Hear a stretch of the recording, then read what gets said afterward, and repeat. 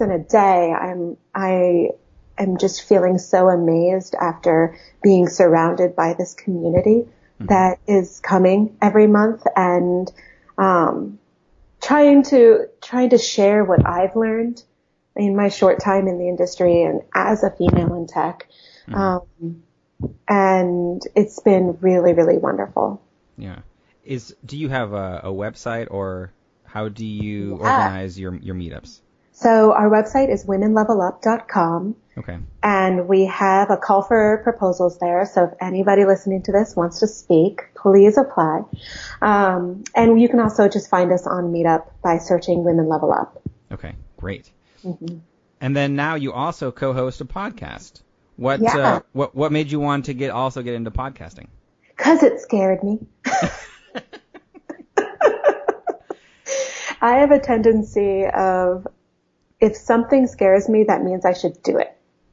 Okay. That can range from jump out of a plane to do a podcast talking about, things that you might not have mastered yet in front of thousands of listeners. So I was actually a guest first on this podcast. It's called Ruby Rogues, and it's all about the programming language Ruby. And I was a guest first talking about the parallels between music and code.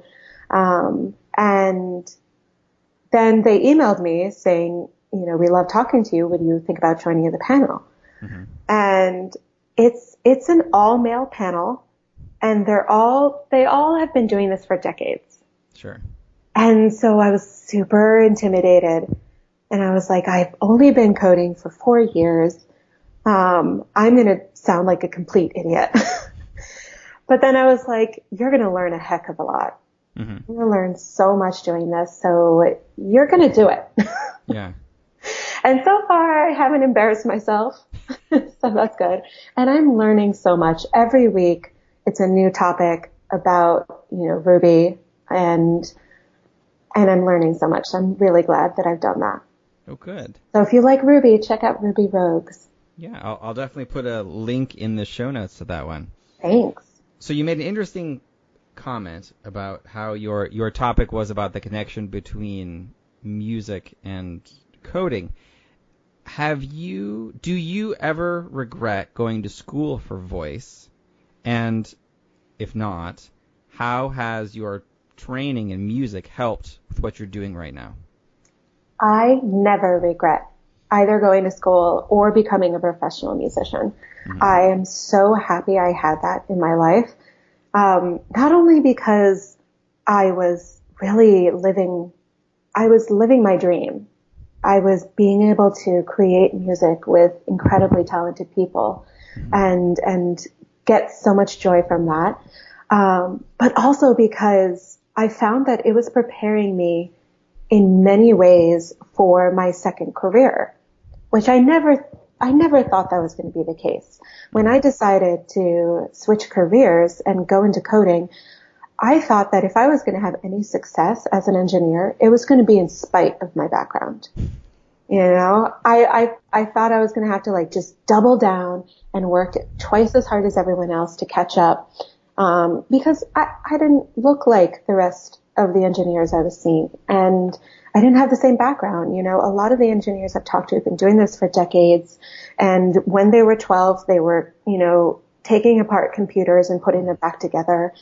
I was in sequins and singing show tunes at 12. I played Oregon Trail, but that was about it. I was never like, oh, I love computers.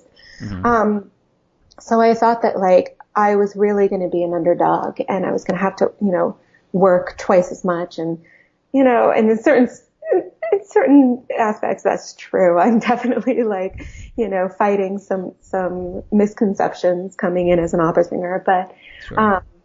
I remember the day when I realized that being a musician was actually helping me.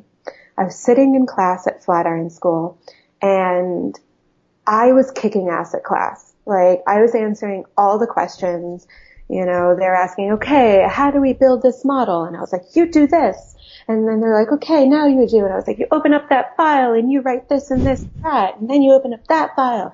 Like, I was amazing. Yeah. And then the teacher stopped me and he was like, okay, so Catherine, tell us why are you writing that there? What is it doing? Mm-hmm. And I was like, 'cause I memorized it. I had no clue. Yeah. And I was like, how in the world did I know all of that stuff? And like, it wasn't because I knew what it was doing really. Mm-hmm. And I was like, oh my God, it's just memorizing patterns. And I know how to do that. Yeah. Every musician is like taught how to recognize and memorize and replicate patterns. Anything from on a very small scale, no pun intended, where it's like, you're singing some Bach and you have a melisma that's gonna be like, okay, you go up a major third and then down a fifth and then up, you're memorizing those smaller patterns. You're memorizing the greater patterns of like, oh, you have a Handel aria and you've got the A section, then you've got the B section, then you've got the A prime. Mm-hmm. So patterns, that's what music is. Yeah. And guess what? Same thing with code. So I was super good at memorizing all of the different patterns that it took to build code, mm-hmm. And to write code. And then I realized I had to really slow myself down and make sure that I did know what the hell was going on. and I still have to do that, mm-hmm. Because it's really easy for me to just regurgitate stuff. Right. So a lot of the work I do now is to like go under the hood and behind the curtain and really understand what's going on. But that's been in my mind ever since I started that like, hey, music was an amazing part of this. And so I started doing more research into that, into the connection between music and code specifically, and what about my training had helped me in my coding career. And I found out a lot of really cool stuff. There are a lot of amazing studies out there about what music and musical training does to the brain. Mm-hmm. And it's incredible. It physically changes your brain. Like as a pianist, you have to really, balance out your weak hand to match your dominant hand, right? So that your hands play with equal strength. Turns out that changes your brain. They did a study, on a part of the brain called the central sulcus, mm-hmm. that you can look at that to see if someone is right or left-handed. So if it's deeper on the left side, it means you're right-handed. If it's deeper on the right side, it means you're left-handed. And what they found with pianists is that the central sulcus was symmetrical. And these weren't people who said, oh yeah, it's because I'm ambidextrous. Mm-hmm. No, these were people who are like, no, I'm right-handed, I'm left-handed. And so what they were able to infer is that it was all of the work they did balancing their sides, that literally changed their brain to be more symmetrical. Wow. Which like blew my mind. But yeah, things like that I realized that being a musician makes you a better problem solver. Mm-hmm. Because a lot of people think of artists as only using one side of their brain.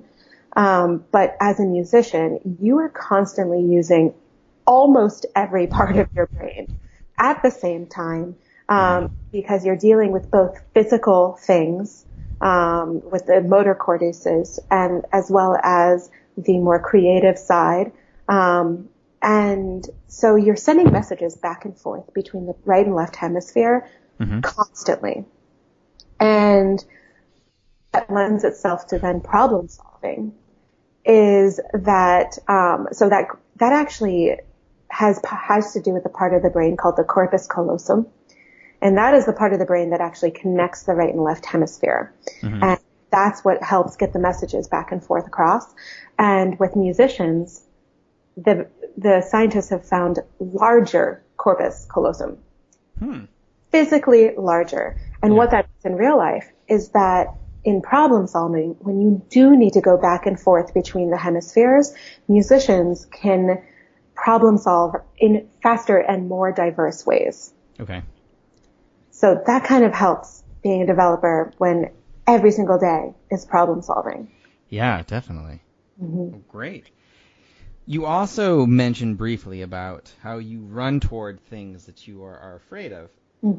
Just in general. So, for many people, being in front of a group on stage is absolutely terrifying, let alone singing in front of a group. In your instance, you have that, and then you change careers into something completely different. Are those times when you fearful and apprehensive? How do you approach that, and what do you do to move past fear? It's a good question. I think what music has taught me is how much reward can come from really tough things you go through. It gives you that feedback. You're afraid of this role because it's really hard, and then you do it and you conquer it and you get that positive feedback, and it's almost like an addiction. And I think really that's where it comes from. It's knowing that the harder the thing to do, the greater reward when you do it. And so I've kind of gotten into that cycle where I want to have that great reward. I want to conquer this new thing. So that's what I keep in mind when I'm doing something or about to do something that scares me. Is like, how good is this going to feel when I've conquered it? And faith that, like, hopefully I will. I think that's also helped a lot, is just faith in myself as a learner. I don't know everything. I know very little relatively in terms of like the people I'm programming with that have done it for decades. And sometimes that can get me down and I'm like, oh my God, I hardly know anything. But then I have to remember I can learn anything, and that helps me get through that. Again, that's something that really came from opera as well. You're a constant learner. Right. It never stops. Yeah. You always have new roles to learn and new techniques and Yeah. So with everything that you've done and experienced, what would you say has been the best advice you've ever received? Ooh. I think this is such a good question. Again, I'm going to go back to my engineering brother. Okay. He's like the star of this podcast. So, he told me, never apply for a job where you fit all the job requirements. Why the hell would you do that? You already knew all these things. Yeah. Why would you go into a job where you already know how to do everything? Go into a job where you don't know all the things. And that's going to be the interesting one. And I think that's especially valid and valuable to hear as a female in tech. There's been a study out there that has shown that women they're not going to apply for a job until they can check off 100% of the job requirements. They want to make sure they've conquered everything on that list, and then they'll apply for that job. Sure. Men, on the other hand, they'll apply if they only can check off 60% of that list.